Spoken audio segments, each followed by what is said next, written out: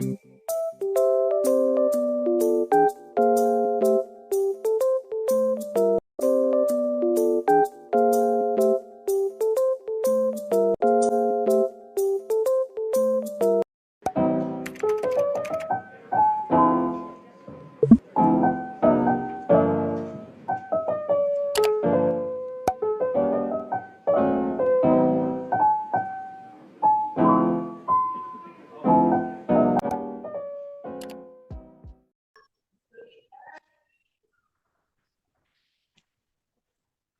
karena ini udah join semua Pak, mungkin bisa saya mulai nih.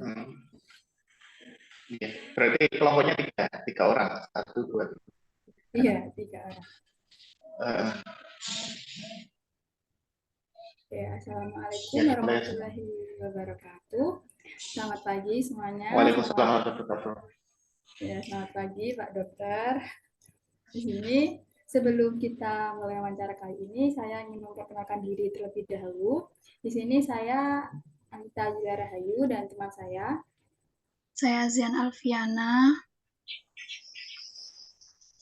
Saya Bintari Suryadela. Di sini kita memiliki narasumber yang sangat penting untuk kita semua, terutama di bidang kesehatan. Beliau adalah Bapak Fahmi. Di sini saya izin membacakan CV beliau. Beliau bernama lengkap Muhammad Fahmi Sisbullah, tepat tanggal lahir Lamongan, 25 September 1994. Jenis kelamin laki-laki, status sudah menikah, agama Islam, kewarganegaraan Indonesia, pekerjaan dokter umum, alamat Dusun Bendil 00209, Desa Dermo Lemah Bang, Sarirejo, Lamongan. Nomor HP 085 745 794 19. Lalu email ada fahmi.misbullah1@gmail.com. Jadi teman-teman ada yang ingin ditanyakan bisa ke email beliau. Lalu untuk riwayat pendidikan untuk formal dari 1999 sampai 2000 ada di TK Al-Falahiyah 5 Lamongan, 2006 hingga 2000 hingga 2006 MI Murni Sunan Derajat Lamongan. Lalu dari 2006 hingga 2007 SMPN Peterongan Jombang. 2007 hingga 2009 SMPN 3 Lamongan.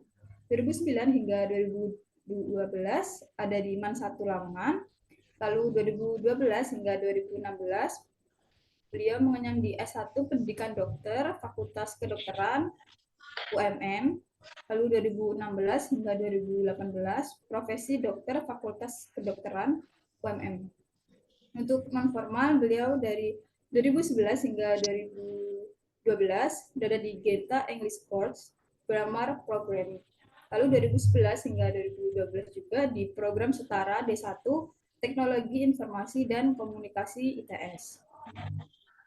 Selanjutnya langsung ke riwayat pekerjaan beliau. Dari 2020 hingga 2023, beliau menjadi dokter jaga IGD RSI Nahrul Ummah Lamongan. Lalu 2020 hingga 2021, beliau menjadi dokter jaga IGD RS Wali Songo Balong Pangga Gresik. Lalu dari 2019 hingga sekarang, menjadi direktur klinik Pratama RI Al Mustafa Sarirejo Lamongan. Baik, berikut adalah sekilas CV dari beliau. Untuk Bapak Fahmi, pertama-tama mau tanya kabar dulu nih Pak, gimana kabarnya? Sehat Pak ya, Mas. Oh Mas, oh, iya. Iya, kesannya kalau Pak itu agak berumur ya, jadi enak panggil saja. Iya, baik untuk ya, alhamdulillah. Mas Fahmi. Kabarnya sehat, alhamdulillah. Gimana untuk teman-teman sekalian kabarnya? Iya, Pak. Alhamdulillah sehat juga. Ya. Puasa ya? Alhamdulillah. Puasa. Puasa. Kayaknya ada yang nggak puasa. Halangan kan? Perempuan ya? Iya, udah lewat Pak. Udah lewat. Terus? Baik, mungkin di sini bisa kita mulai ya Mas untuk wawancaranya. Monggo, Untuk silakan. pertanyaan pertama, mungkin dari Masnya bisa diceritakan sekilas tentang awal mula nih keinginan Mas Fahmi untuk akhirnya memilih menjadi dokter gitu Pak. Sebenarnya ya, ini yang panggilnya Mbak, Mbak apa? Adik atau nggak enak ya? Gimana Senyamannya aja teman-teman Pak. ya? Iya. Teman-teman ya? Iya, Iya. teman-teman kita berteman. Jadi singkat cerita, itu saya nggak ada keinginan untuk jadi seorang dokter ya. Jadi itu memang keinginan orang tua. Ya. Karena pada dasarnya basic science itu sangat jelek sekali. Aku hanya ini sih apa kuatnya di matematika dulu. Jadi dulu itu pengen banget matematika fisik dulu itu pengen ambil teknik sipil atau arsitek, pengen sekali itu. Cuma dari pihak orang tua itu pengen anaknya itu ada yang teruskan di bidang medis ya. Kebetulan eh, ayah sama ibu sama-sama orang medis ya, cuman bukan dari seorang dokter, bukan backgroundnya. Terus akhirnya mau nggak mau ya dicoba dulu ya. Dulu itu aku nggak masuk ya di apa dulu itu kalau kalau zamanku itu bilangnya SNMPTN ya, nggak tahu kalau sekarang apa ya, karena memang dulu itu aku ambilnya arsitek ya, terus belum belum ada ambil sama sekali jurusan fakultas kedokteran ya. Ya wes apa SNMPTN sudah tutup ya, saya nggak apa nggak bisa daftar di fakultas kedokteran, akhirnya ambil jalur swasta ya, karena emang kalau misalnya nanti aku harus mundur 1 tahun lagi karena waktu itu sangat berharga. Jadi mau nggak mau ya orang tua setuju kalau misalnya aku coba ambil di perguruan tinggi swasta ya oke, berangkat aja. Kemudian alhamdulillah terima. Ya, jadi sebenarnya nggak ada passion sama sekali teman-teman ya. Aku sendiri ya nggak passion ya, tapi ya gimana caranya ya kita harus bisa membanggakan menyenangkan orang tua lah ya kan, paling nggak gitu. Terus Iya. ya itu. Oke. Untuk sekarang kan bisa sampai memiliki klinik nih Pak. Lalu untuk kan katanya tadi masih belum ada basic, kalau alhamdulillah sudah memiliki klinik. Nah, untuk step awal orang yang kiranya kurang berkenan, kurang ada ketertarikan gitu loh Pak, sampai akhirnya mau memiliki klinik itu step awalnya bagaimana Pak? Sulit ya menjelaskan ya, karena klinik itu pada dasarnya tergantung kebijakan dari pemerintah daerah masing-masing. Jadi dinas kesehatan itu menetapkan standar angka kesakitan di daerah tersebut. Habis itu dibutuhkan berapa FKTP yang bisa menangani, ya kan? Ada beberapa daerah yang tidak terlalu banyak kliniknya, ada yang di kota-kota besar itu sangat banyak sekali kliniknya, hampir 200 lebih. Tapi kalau di Lamongan ini kurang lebih hanya 60 ya. Jadi sebenarnya untuk perizinan dan lain sebagainya itu memang untuk saat ini sangat sulit ya. Sebenarnya klinik ini berdiri kurang lebih hampir 12 tahun ya teman, sudah lama 12 tahun. Yang mendirikan itu sebenarnya orang tua saya, tapi kliniknya itu mulai dikembangkan itu pas saya ambil alih. Jadi dulu itu kliniknya ini hanya merawat pasien umum saja. Tapi kalau sekarang kita sudah bekerja sama dengan BPJS Kesehatan, Ketenagakerjaan, kemudian kita juga benahi manajemennya supaya nanti kliniknya bisa berjalan dengan baik. Jadi sebenarnya ya untuk tingkat kesulitannya membuat sebuah klinik itu tergantung daerahnya masing-masing. Banyak persyaratan yang harus dipenuhi. Contohnya ya pastinya ada sertifikat tanah kalau itu tanahnya sendiri, kemudian izin mendirikan bangunan, ya izin usaha itu juga harus ada. Kalau sekarang ada pengurusan NIB, nomor izin bangunan, itu juga nomor izin berusaha kalau saat ini. Kemudian banyak sekali, karena klinik itu pada dasarnya nantinya akan kembali juga ke peraturan pemerintah. Mau nggak mau ya kita harus menuruti segala sesuatu yang minta oleh pemerintah. Meskipun kita di sini, saya sendiri kan karena ini klinik swasta kan ya, mau nggak mau ya kita sebagai apa ya istilahnya mitra, sebagai mitra dari puskesmas ya untuk bisa menjalankan pelayanan promotif dan preventif. Ya kan? Jadi kita ini bergerak sendiri, nggak kayak puskesmas. Kalau puskesmas itu di backup sama pemerintah. Kalau kita secara anggaran finansial ya mau nggak mau ya kita harus berkembang terus ya. Pelayanan, mulai dari pelayanan, SDM. Kalau nggak gitu pasti akan banyak ditinggalkan oleh pasien. Nah, jadi sebenarnya inti dari jawabannya adalah ya pasti tergantung daerahnya masing-masing untuk pembuatan klinik itu, karena dilihat dari dinas kesehatan masing-masing itu melakukan kalkulasi angka kesakitan di daerah tersebut berapa, kemudian jumlah kliniknya itu yang harus ada berapa. Jika kliniknya sudah terpenuhi, jumlah klinik yang di daerah tersebut sudah terpenuhi, maka akan sangat sulit untuk mengurus klinik di daerah tersebut. Ya.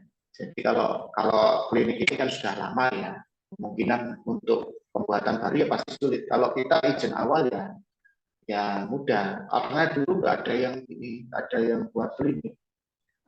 Kalau sekarang banyak, tapi kalau dulu nggak ada. Ya itu sih. Dengar ya, dengar ya teman-teman ya. Suaranya topak sih, Mas. Oke, mungkin pertanyaan selanjutnya sama teman saya Pak, sama Dela. Silakan Dela. Nanti aku boleh tanya ya. Ada beberapa yang tak tanyakan. Ini Mbak Zian. Ya, aku pengen kenal satu ya. Ini Mbak Zian ya. Namanya Mbak Zian, ada namanya Mbak Zian. Iya. Mbak Zian, Mbak Anita. Terus yang satunya siapa? Mbak siapa? Mbak Bintari, Pak. Pintari. Bintari. Pintari. Yang sepupu Pak. Pintari. Iya, Pak. Pintari. Iya. Yang sepupunya dokter siapa? Saya, Pak. Oh iya. Asli mana? Lamongan. Oh Lamongan mana? Sugio. Iya. Oh iya.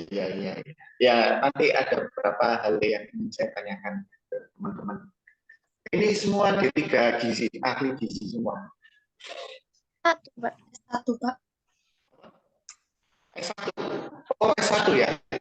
Oh bedanya sama D3 Pak?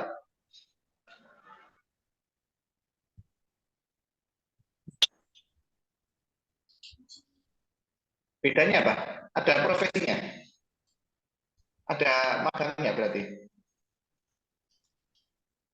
Iya. Oh iya.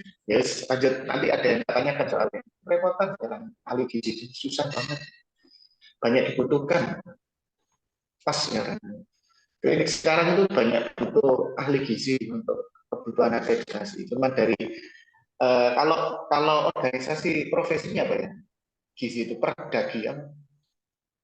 Organisasi profesinya apa ya? Ada yang tahu? Pak. Persatuan. Oh Persagi. Oh ya. Itu untuk SIP-nya kan hanya boleh satu yang digunakan untuk SIP-nya.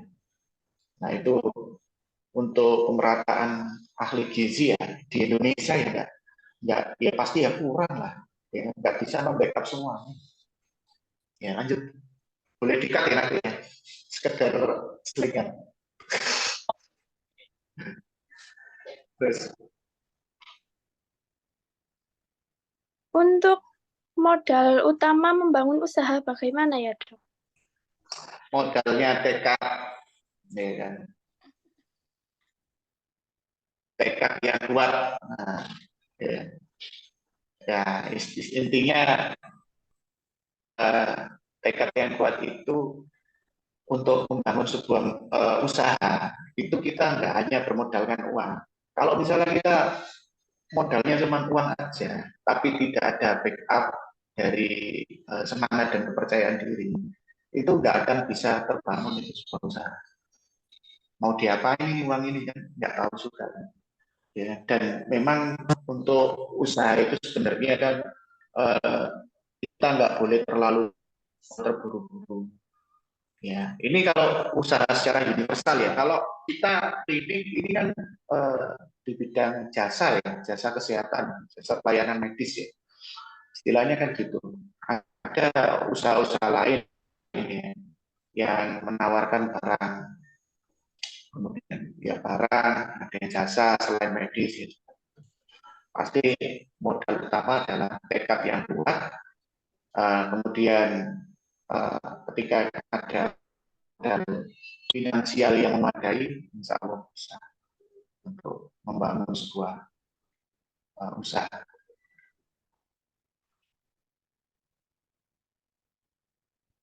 Ada lagi?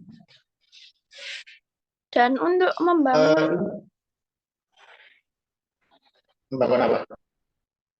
membangun usaha ini apa yang harus dipersiapkan? Usaha ini itu apa? Klinik? Iya, Oh, dipersiapkan apa? Maksud pertanyaan ini? Maksudnya secara keseluruhan atau gimana? iya secara keseluruhan, Dok. Wah, ya banyak sekali kalau sebutkan satu-satu. Bisa 2 hari, 3 hari. Banyak, ya kan? Intinya kalau untuk klinik pertama harus ada tanah dan bangunan. Bangunan itu milik kepemilikan secara mandiri atau kepemilikan orang lain. Kalau klinik kami, alhamdulillah bangunannya kepemilikan secara mandiri. Kemudian yang kedua adalah mempunyai sumber daya manusia, dan sumber daya manusia yang memadai juga secara jumlah atau kuantitas, kemudian secara kualitas juga mungkin apa yang dibutuhkan adalah pelatihannya, ya ijazahnya, nah, gitu. Kemudian setelah SDM-nya pastinya sarana prasarana. Ya, sarana prasarana itu ditunjang juga dengan pelayanan. Ya, kalau misalnya memang kita ada pelayanan tapi sarana prasarananya tidak memadai, ya otomatis tidak akan jalan. Ya. Nah, untuk saat ini kita masih mengusahakan berbagai macam pelayanan, cuman kita masih fokus di apa namanya pelayanan awal. Ya. Jadi itu. Kalau untuk persyaratan dokumen ya sangat banyak, ya banyak sekali. Ya, nggak bisa disebutkan satu-satu di sini karena kita ngurusnya itu nggak bisa langsung 1 hari jadi, nggak bisa. Jadi klinik awal itu ngurus dokumen berdirinya sebuah klinik itu total 1 tahun, 1 tahun kita ngurus. Jadi operasional klinik buka itu nggak bisa secara operasional itu full kita bisa melakukan karena terganjal beberapa dokumen-dokumen atau izin yang masih belum diselesaikan. Itu teman-teman.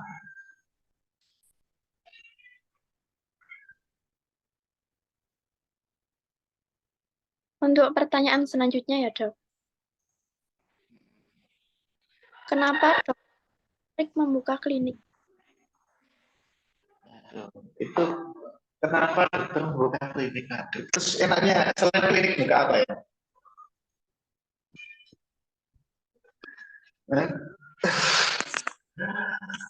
Aduh. Ini kalau misalnya nggak pakai earphone denger ya? Dengeran. Denger ya? Denger ya. Jadi kenapa buka klinik ya? Ya agak sulit ya jawabnya. Karena gini ya, di tempat saya itu untuk pelayanan kesehatan. Di sini cuma ada puskesmas. Di tempat saya mungkin Mbak siapa namanya? Sulit ya. Namanya siapa? Yang dari Sugio. Bintari, Pak. Iya kan. Tahu kecamatan itu loh ya, apa agak terpencil. Ya kan? Iya. Pojok sendiri loh, ya kan? Jadi kita jauh dari mana-mana. Orang itu pasti melihat kita itu sebagai pelayanan kesehatan selain puskesmas. Ya kadang itu orang nggak mau jauh-jauh pergi ke rumah sakit dan maunya berobat di yang dekat-dekat aja. Sedangkan pilihannya masa cuma puskesmas saja, ya kan? Puskesmas itu untuk pelayanan di jam-jam aktif, di jam-jam kerja saja, dari jam 8 sampai jam 2 siang. Kalau kita 24 jam penuh dengan pelayanan, ya, dokter selalu standby. Kalau puskesmas belum tentu dokter bisa standby. Jadi klinik itu merupakan suatu opsi ya bagi masyarakat yang ada di tempat kami untuk bisa memilih pelayanan kesehatan yang tepat untuk dirinya sendiri. Jadi meskipun untuk secara pembiayaan itu kita mandiri, ya kan. Kemudian kalau puskesmas itu dari pemerintah, kita juga ada unsur bisnisnya di sini. Jadi klinik itu nggak hanya murni sebagai pelayanan kesehatan saja, tapi bagaimana caranya kita bisa membuka lapangan kerja, kemudian kita bisa mempekerjakan banyak orang, ya kan? Karena banyak sekali sekarang lulusan perawat, bidan, ya kan? Kemudian dokter, tapi nggak punya pekerjaan. Ya. Jadi salah satunya yang kita tujuan kita adalah membuka klinik. Salah satunya adalah yaitu membuka lapangan pekerjaan. Kemudian yang kedua memberikan opsi pelayanan kesehatan primer bagi masyarakat, ya baik promotif maupun preventif. Ya kan? Itu tujuan yang paling dasar ya untuk yang bisa saya jelaskan.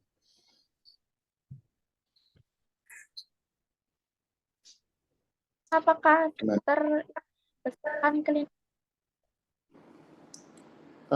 Mohon maaf, bisa diulangi? Agak putus. Apakah dokter ingin membesarkan klinik yang sekarang untuk menjadi yang lebih maju? Sebelum Hanan tanya kayak gitu, saya mau tanya balik loh. Apa indikator sebuah klinik itu maju? Tahu dari mana zaman klinik itu maju? Iya kan? Tahu dari mana? Tahu dari tempatnya besar gitu kan? Nah, kalau gini Mbak, jadi kalau definisi klinik yang maju itu seperti apa menurut saya? Ya kan, ini bukan menurut referensi yang lain. Klinik yang maju itu berarti klinik yang bisa mengolah segala sesuatunya. Jadi dia bisa memperlakukan SDM-nya dengan baik, ya. Kemudian memperlakukan pasien dengan baik, ya. Secara standarisasi dan dokumentasi itu juga baik. Ya. Untuk sarana prasarana itu nomor sekian. Jadi untuk secara look, ya kan, memang orang-orang kalau yang pemikirannya ke awam dan primitif ya, itu melihat indikator klinik itu maju atau tidak itu dari klinik ini luasnya seberapa, terus besarnya gimana, terus punya apa aja sarana prasarananya. Kalau saya memandangnya itu ya seperti itu tadi. Kalau klinik itu maju berarti dia klinik itu bisa memberikan kesejahteraan buat SDM-nya, kemudian yang kedua memberikan pelayanan yang terbaik untuk pasien-pasiennya, ya, gitu. Kemudian secara dokumentasi dan perizinan itu memenuhi kriteria. Dan untuk saat ini, untuk tahun ini, karena kita sudah bekerja sama dengan BPJS Kesehatan, maka kita diwajibkan untuk mengikuti akreditasi untuk klinik. Makanya ini kita tahun ini, bulan-bulan ini juga lagi sibuk untuk persiapan dokumen akreditasi. Jadi tidak hanya puskesmas saja, tapi klinik sekarang yang afiliasi dengan BPJS atau kerjasama dengan BPJS itu wajib untuk melakukan akreditasi. Banyak sekali. Dan alhamdulillah karena SDM kita memenuhi ya. Ini kalau di total secara keseluruhan jumlah SDM kami ada 22 orang ya, dan alhamdulillah bisa berpartisipasi semua dalam program akreditasi ini. Ya kan? Dan kebanyakan untuk SDM kami itu sangat loyal. Jadi selama saya menjabat di sini 3 tahun itu alhamdulillah SDM-nya masih tetap sama, ya kan? Karena mungkin pemikiran SDM ya, nah, gimana sih ya, kalau kerja di klinik ya pasti secara penghasilan kan tidak juga banyak sih ya. Kalau di yang lain, kalau saya itu kita tidak hanya mencari profit untuk pribadi maupun untuk yayasan, tapi untuk kesejahteraan karyawan itu nomor satu. Makanya kan banyak yang loyal dengan kami karena itu akan mempengaruhi pelayanan kami. Pelayanan yang baik ya pastinya dari SDM yang loyal lah, ya. Karena mereka sudah terbiasa melayani pasien, ya kan, melakukan tindakan. Tapi kalau kita sering gonta-ganti bongkar pasang tenaga medis ya pastinya akan mempengaruhi pelayanan.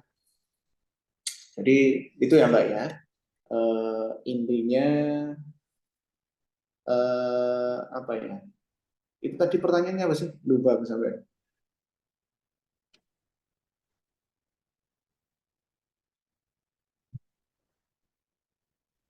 Apa ya tadi ya? Apakah Masnya masih Iya. mengembangkan klinik? Meeting. Boleh. Anjane di dhewekno kan? Anjane di dhewekno ya iki. Ya ya.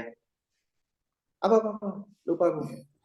Pertanyaan tadi, apakah Masnya itu masih ingin mengembangkan atau Oh memperbesarkan ya, yang sekarang? intinya pengembangannya seperti itu ya Mbak ya, dari SDM, dari apa namanya, dari pelayanan ya, itu nomor satu yang kita utamakan. Jadi seperti itu. Lagi? Oh ya dok, untuk tantangan selama punya klinik yang paling susah apa ya dok kira-kira? Wah, yang paling susah itu adalah konsistensi.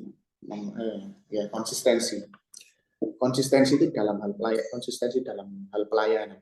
Jadi kadang kita itu membuat pelayanan kayak gini, ternyata SDM-nya konsistensinya naik turun, ya kan? Tidak sesuai dengan SOP.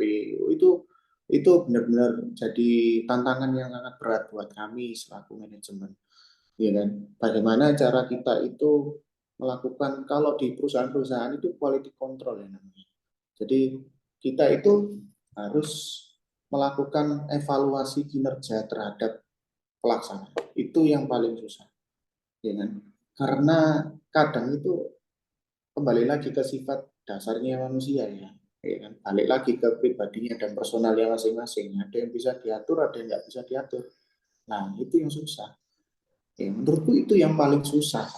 Dan mungkin yang kedua adalah untuk apa ya? Untuk masalah pengembangan. Itu pengembangan itu saya harap di setiap tahunnya nanti kita ada pengembangan terkait sarana prasarana. Supaya apa? Supaya nanti kita bisa optimal dalam hal memberikan pelayanan. Jadi itu sih tantangan terbesarnya ya. Menurut saya balik lagi ke konsistensi. Oh ya dok, untuk perkembangan klinik saat ini bagaimana ya? Apakah saat maju atau gimana? Nah itu balik lagi indikator maju gimana? Aku tak bisa nilai klinik gitu ya. Yang bisa nilai orang lain. aku sudah bisa tahu ini kliniknya sudah maju apa enggak. Tapi kalau jadi gini ya, ini hanya sekedar tahu aja. Sebelum saya ambil alih kliniknya, itu jumlah karyawannya itu hanya 2 orang. Setelah saya ambil alih sekian tahun, sampai 3 tahun ini, kita sudah bertambah karyawannya, jadi 22 orang. Otomatis kalau kita berpikir secara logis, berarti untuk masalah finansial ya bagaimana ya kliniknya, gitu kan? Apakah bisa gitu kan menggaji beberapa karyawan, 20 orang karyawan itu? Ya bisa. Apakah itu suatu indikator dari kemajuan? Kemudian untuk layanan kami ini ada berbagai macam layanan, cuman ini masih pengembangan semua. Layanan rawat jalan, pemeriksaan dokter, kemudian layanan KIA, di situ ada USG-nya. USG. Itu saya sendiri yang melakukan USG karena juga kebutuhan BPJS Kesehatan. USG-nya bisa USG kehamilan maupun USG perut. USG perut. Kemudian layanan UGD, unit gawat darurat. Kemudian ada rawat inapnya. Kemudian ya itu sih. Kemudian kita juga mengadakan berbagai macam kerjasama lintas sektoral. Ya. Kita bekerja sama dengan Bank BSI ya untuk penggajian karyawan. Jadi kita kalau dulu ya klinik gaji dikasih amplopan. Kalau kita sekarang enggak, transfer, ya kan? Kita gaji transfer. Ya kan? Kita klinik, salah satu klinik yang di Lamongan yang punya apa ya, progres untuk IT-nya itu bagus gitu kan. Jadi saya nggak bisa ya, aku juga Abdul ya sini yang menilai bagus atau tidaknya. Ya, cuman kalau dilihat dari standarisasi penggajian, kita sudah online, ya. Keuangan semua kita online. Kita mitra dengan BSI, kita mitra dengan beberapa distributor obat, ya, terutama yang paling besar ya Sambil. Kita mitra dengan distributor USG dan sebagainya. Jadi kerjasama yang kita lakukan ini merupakan salah satu indikator juga untuk kemajuan sebuah klinik. Ya. Kemudian kita juga menggandeng, ya, yang paling penting kita menggandeng UMKM setempat. Ya. UMKM, salah satu contohnya ya UMKM kuliner. Kenapa kok seperti itu? Ya, karena kita jauh dari mana-mana. Ya kan? Ini ada unsur bisnis di dalamnya. Ya. Jadi kita harus visioner ya ke depannya. Kita ada kita ada beberapa kerjasama dengan UMKM kuliner. Ya, jadi kalau misalnya memang ada keluarga pasien atau pasien yang membutuhkan konsumsi dari luar, ya, mereka bisa memfasilitasi, tinggal telepon adminnya kita atau adminnya sana, nanti bisa dikirim. Dan itu beberapa. Ya, otomatis kan saya juga di sini bisa memberikan wadah juga untuk UMKM. Kemudian ada beberapa toko kelontong. Gimana caranya sih aku bisa mengadakan banyak snack di sini, kemudian banyak ada kulkas, ada minuman yang dijual. Kita semuanya nggak beli, kita kerjasama, ya kan? Dan orang itu senang. Ya. Jadi itu merupakan salah satu progres kita untuk membangun mitra lintas sektoral. Nah, itu kesuksesan. Indikator kesuksesan salah satunya juga itu. Kemudian ya banyak. Mohon izin aku angkat telepon dulu. Oh iya ya. Bentar. Ya.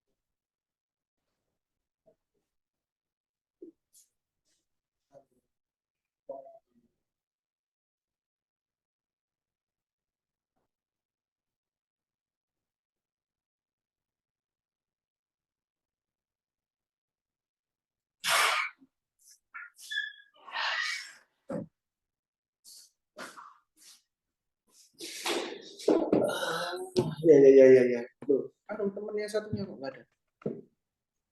Oh, Lift, Dok. jaringannya hilang. Oh, ya. Gimana? Lanjut. Untuk saat ini Kira-kira omsetnya berapa ya dok untuk per bulannya? Waduh, Untuk kalau ya omset itu kalau bahasa perpajakan itu apa ya? Omset itu bruto, ya kan? Penghasilan kotor. Ya, iya. kalau penghasilan kotor tiap bulannya karena kita juga UMKM, ya. UMKM kita ini. UMKM ya, kurang lebih di angka 200 ya. Gitu lah. Itu kotor, iya kan? Nah, untuk Iya. bersihnya ya paling lebih sedikit lah. Ya, nah, ya kurang lebih segitulah omset kotornya. Tapi kan balik lagi ya, namanya kan omset omset kan bruto kan ya. Mau nggak mau kan kita ada operasional, ya kan, kemudian penggajian pegawai, ya, kemudian pembelian obat-obatan, ya, pasti habis semua. Bersihnya tinggal sedikit ya. Gitu. Ada lagi? Sudah dok.